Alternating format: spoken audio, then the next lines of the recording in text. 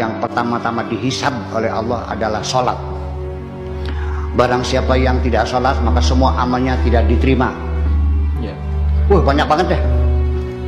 Nah, hadis-hadis inilah yang kemudian menyebabkan umat Islam dalam beragama terjebak dalam agama seremoni, agama ritual. Iya kan? Nah, agama spiritualnya lepas, agama sosialnya lepas. Mana buktinya agama sosialnya? Berantem kok perang saudara sampai sekarang. Apakah dibenarkan umat Islam saling bunuh-membunuh? Iya, Irak hancur lebur, Syria porak-poranda, Yaman masih terbakar, Libya jungkir balik.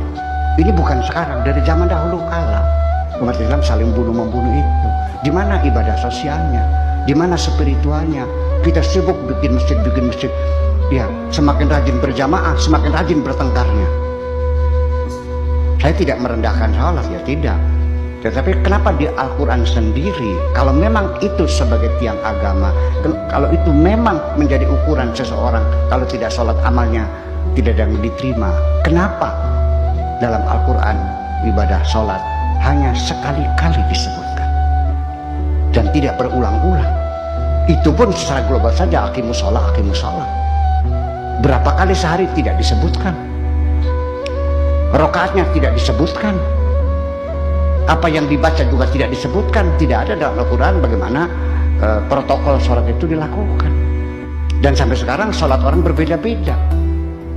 Ada yang takbirnya di atas kepala, ada yang di atas kuping, di bawah kuping, di atas pundak, ada yang digoyang-goyang, ada yang sedekap, ada yang tidak. Sampai baca Fatihahnya ada yang baca Fatihah, ada yang tidak. Yang baca Fatihah ada baca bahasa, ada yang tidak. Sampai menunjuk seperti syahadat saja, tasawuf saja, ada yang digoyang-goyang.